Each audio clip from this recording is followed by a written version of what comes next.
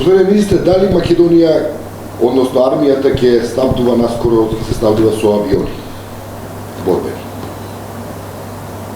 Прво треба да ви кажем дека владата на Република Македонија по предлог на Министерството за одбрана уште во 2011 година има донесено долгорочен план за развој и опремување на армијата на Република Македонија.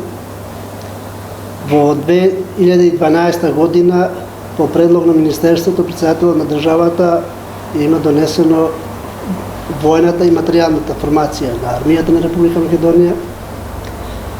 И во двата клучни документи никаде не стои определба на Република Македонија, на Министерството, на армијата да се опремува со авиони. Оваа информација има и јавноста, што рековте, бидејќи тоа е споделено како стратегија. Да, тоа е споделено како стратегија, како во таа смисла се надува изјавата која пренесува вече за новости од заменикот министер за одбрана господин Емил Димитриев, во кој текстот се тврди дека Македонија по примерот на Србија ќе набавува од Русија борбени авиони врз база на некаков кредит и според изјавата на господин Димитриев таквата опција не е исклучена. Заменикот првично имал изјава за Нова Македонија овде во Република Македонија, колку што ја знам, и тој текст очигледно е превземен од таму. Значи директно произнесување на заменикот по однос на ова прашање за вечерни новости Белградски, значи нема. Контекстот кој што вечерни новости го имаат употребено, јас мислам дека е изваден од контекст, можеби искажувањето на заменикот по потребата и можноста за опремување на армијата по кредит систем, значи по примерот како што можеби Србија земала кредит, имајќи предвид буџетските ограничувања, дека во 1, 2, 3 буџетски години Република Македонија не може да приушти таков лукс, значи од буџетот да издвојува, и во терминологијата недоречен можеби до крај, воопштено како перцепција и како искажување во долгорочниот план за развој стои потребата за снабдување со воздухоплови, оти во групата општа воздухоплови спаѓаат хеликоптерите и авионите, и во тој контекст можеби не до крај доречен заменикот и е изваден од контекст. Јас мислам дека сметам на хеликоптерите оно што е и прецизно определено после во материјалниот дел на долгорочниот план, но во контекст се не би сакал да коментирам изјавата негова. Оно што е реалната предпоставка на долгорочниот план за развој е да во наредниве 10-15 години, значи 2011-2020, Република Македонија да се опремува, а од опремувањето од типот воздухоплови се размислува на хеликоптери. Самите велите дека не сте сигурен во тоа, дали се го прашате вашиот заменик на што точно мисли кога вели дека сите опции се отворени? Јас не сакам да коментирам. Добро, во секој случај јас не сакам да коментирам изјава на заменикот, но претпоставувам дека е извадено од контекстот, затоа што оно што е дадено за Нова Македонија, јасно е дека стои ставот за воздухоплови.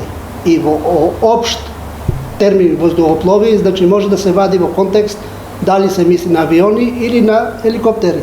Може би самиот заменик требал да се дообјасни по однос на искажаното, а сметам дека не можел да мисли на авиони ако знае, а знае дека долгорочниот план за развој не предвидува опремување на армијата со авиони како тип од воздухопловите. Прашањето е дали, ако случајно, хипотетички, сепак заменикот мисли на авиони борбени, дали може би се има во предвид некаква промена и на Белата книга, која ние Македонија има изготвено, а е во контекст на интегрирањето на Македонија во НАТО. Кога ќе зборите за Белата книга, не можете изолирано да зборите само за Белата книга, имајќи предвид дека има низа документи кои што ги определуваат нештата во државата.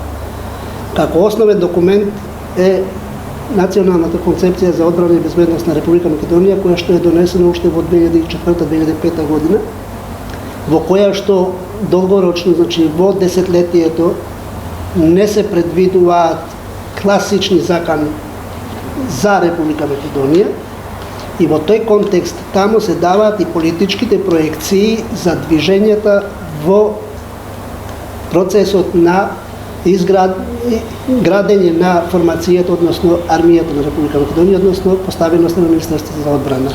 И во тој контекст, значи, политички, ако е оценката дека нема класична можност за ризик од надвор на Република Македонија, не сврсисходно би било опцијата некој денеска да размислува за можноста, па било тоа и по теркот на кредит систем, да се опремува со авиони кои што скапо треба да ги плати, а за ништо нема да му користат. И во тој контекст, не, тоа е политичка одлука и во тој контекст мислам дека никој не може да превземе обврска да донесе таква политичка одлука, таков лукс, да го оптерети буџетот, имајќи предвид уште сега дека буџетските можности на Република Македонија не го дозволува тоа. Добро, буџетот на Македонија претрпе други разни низа на непотребни оптеретувања, но сепак, дали сте сигурни дека постои согласност во коалицијата по ова прашање, околу стратегијата која е усвоена пред неколку години, со оглед на тоа што се почести се несогласувањата меѓу коалиционите партнери по разни и се почесто дури по стратешки прашања? Работата на одбраната како систем не е прашање на согласност и несогласување во коалицијата. Тоа се определби кои што низ други процедури, како материјална основа, како документи политички, се веќе донесени со консензус и во тој поглед нема можности поинаку да се третираат работите. Во индивидуалните размислувања можно е да има разлики во желбите. Ја би сакал да имам суперсоничен авион и да се шетам со него по светот, но тоа е моја желба. Тоа не е можност на определбите на институцијата, на системот. Системот е определен, ги има определено мисиите, ги има определено задачите и во контекст на тоа е направена војната и материјалната формација, односно персоналната и материјалната формација на армијата и во таа формација која ще ги определува и материјалниот дел со што треба да се опремува армијата, никаде не е пропишано, а тоа е фактички со одлука на претседателот, никаде не е пропишано дека армијата, министерството се задолжува да има во својот состав авиони, ракети или не знам кои што други. Дали Министерството упати демант до вечерни новости за ваков напис, од кој се подразбира дека Македонија е на правот на одлуката за купување на сукои? Министерството за одбрана не чувствува потреба да демантира новинарски написи. Тоа е од доменот на слободата на мислата, на изразувањето, на третирањето на Е грешна информација или не е грешна информација? Според мене, тоа не е информација. Тоа е гледање во нештата онако како може би некој сакал да ги гледа.